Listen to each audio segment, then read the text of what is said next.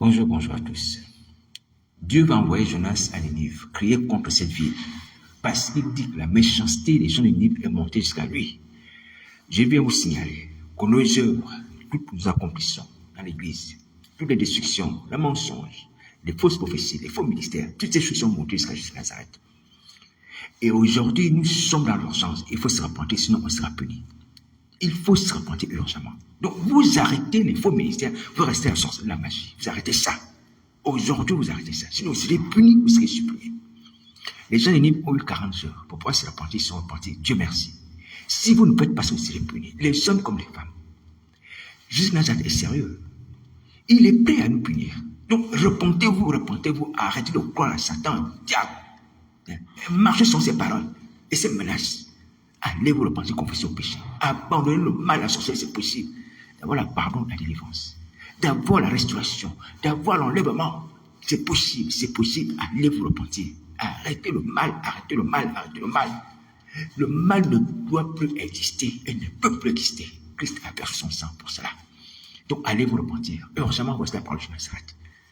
Toutes les œuvres que vous avez planifiées aujourd'hui, dans les églises qui ont des réunions le jeudi, je vous prie d'abandonner. Je vous prie par la compassion de Christ abandonné, de ne pas accomplir.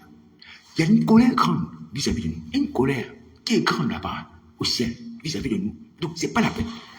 Les missions sataniques, tout ce qui m'a été confié, ordonné de faire, vous arrêtez ça. Allez vous repentir urgemment. Si vous serez punis, vous serez châtiés. Et vous allez regretter. Vous allez vous rendre compte que vous pouvez être sauvés. Et vous pouvez l'être encore aujourd'hui. Aujourd'hui, vous allez assumer la vie. Christ n'ignore pas tout le mal que vous avez fait. Tout le mal que vous avez fait, il est là. Il le sait. Et voilà pourquoi il n'a pas d'importance. Et pourquoi il garde en vie? C'est parce qu'il veut qu'on soit sauvé. Est-ce qu'on comprend ça? Et parce qu'on est capable de garder nos âmes. Manassé a eu cette grâce de pouvoir se repentir. Il a eu foi, compassion de Dieu. Il a été pardonné. Il a été délivré de la meilleure de son royaume. Allez faire ça. Ne pas du temps dans les faux ministères. Dans les mensonges. Dans l'adoration des démons, de Satan au diable. Allez vous repentir urgemment. Laissez l'église de Nazareth tranquille. Vous n'êtes pas habilité, vous n'avez pas reçu l'appel. Pour ceux qui n'ont pas reçu l'appel, et dans la situation actuelle, vous êtes captif de posséder votre esprit malin, vous ne pouvez pas marcher avec Christ dans telle condition. Laissez son œuvre, l'église lui appartient. Je ne suis pas comme les imposteurs, comme Satan au diable qui est vaincu. Est-ce que vous entendez? Vous arrêtez ça, la sorcellerie au nom de Jésus Nazareth. Sinon, vous serez punis et châtiés. Les hommes comme les femmes. Bon, je ne veux plus voir quelqu'un avec des titres de pasteur. Surtout ce qui concerne les femmes, ou avec des surnoms sur ma page Facebook, je ne veux plus voir, sinon cette personne sera supprimée de ma liste d'amis. Je vous préviens, je ne veux plus voir les gens comme ça. Je vois ma page Facebook, je vois encore une femme pasteur, je vais la supprimer. Je vous donne un temps. Je ne veux pas être complice de vos œuvres, pas du tout. Et je vous exhorte à la repentance, c'est pour ça que je vous accepte comme ami. Et vous ne voulez pas vous repentir, ça fait un temps que vous êtes là. Les gens comme les femmes, tous ceux qui ont les surnoms et tous ceux qui ont les faux titres, je vais vous supprimer, je vous supprime. C'est ce que Jonas peut faire de ces pierres, comme Jean l'a dit, des disciples, et peut trouver d'autres personnes pour le servir, pour le servir à l'importance. Mais c'est une grâce que nous avons aujourd'hui, c'est que le Seigneur Jésus a daigné regarder notre misère et pouvoir nous pardonner. Donc, si vous vous entêtez, vous serez punis comme il faut. Vous serez punis. Voici la parole de Jonas. Allez vous pentir urgemment. Notre façon de vivre ne plaît pas à Dieu. L'Éternel des armées va appeler Jonas. Il va dire, va crier contre Ninive, crier contre la grande ville, car sa méchanceté est montée jusqu'à moi. Nous sommes sur la terre pour vivre selon les règles de Dieu. Est-ce que vous entendez? Les gens de Ninive ne peuvent pas vivre selon leur manière de vivre ou de concevoir la vie. Non. De faire les mariages à leur manière. Non. Ou de livrer les enfants à leur manière. Ou d'utiliser le corps à leur manière. Non.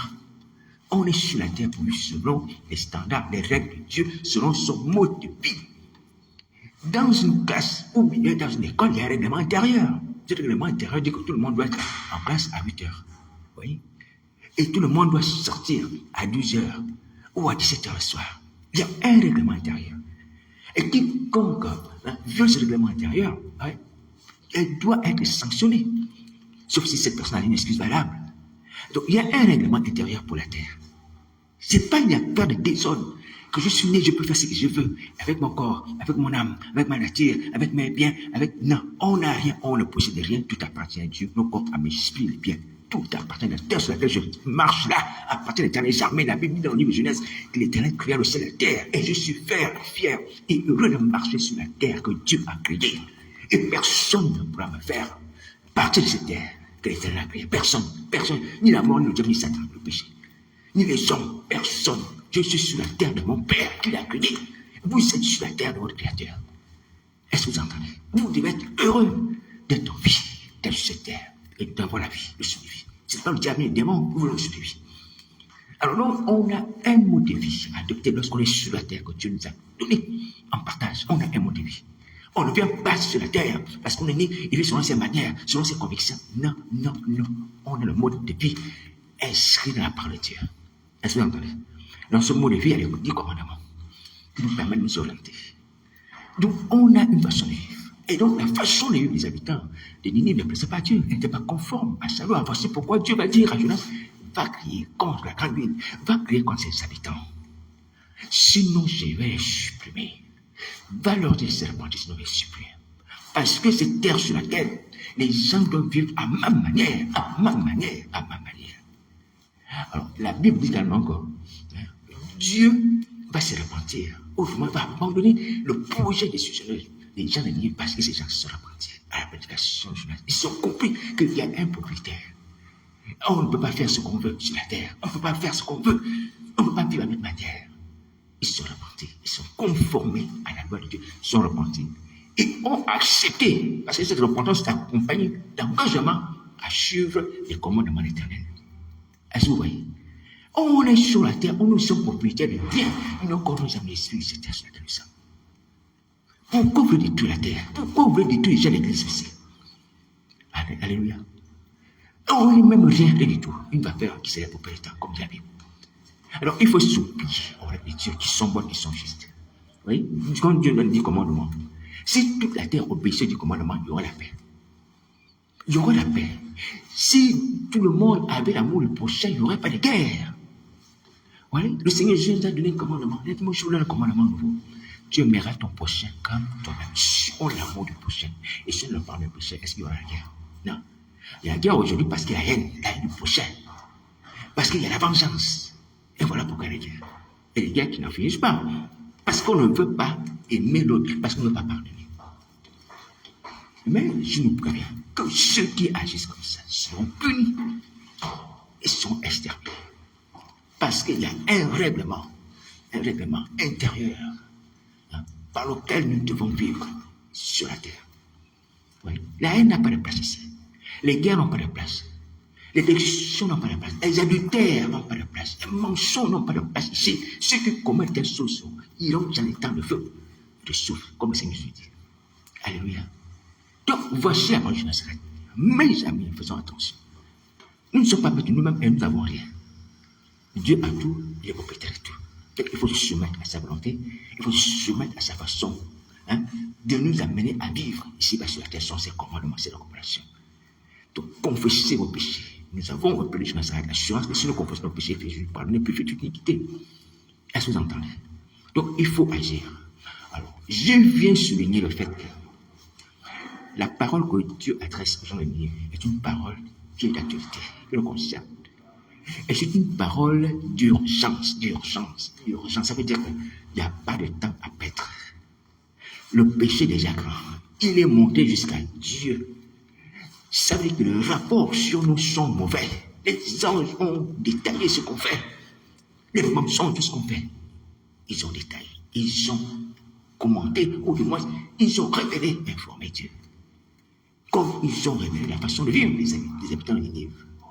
Est-ce que vous entendez? Les rapports sur nous sont mauvais, sont négatifs. Et les gens continuent encore. Je vois que c'est sur Internet.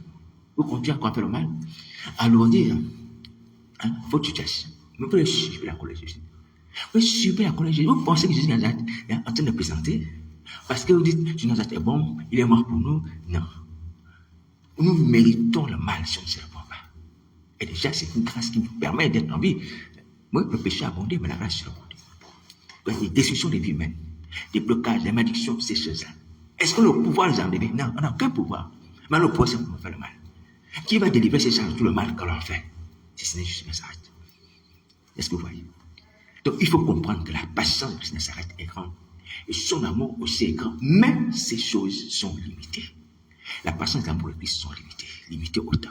Donc, le temps où nous devons nous repentir pour bénéficier de la patience et sa délivrance, de son pardon, c'est ce temps-ci.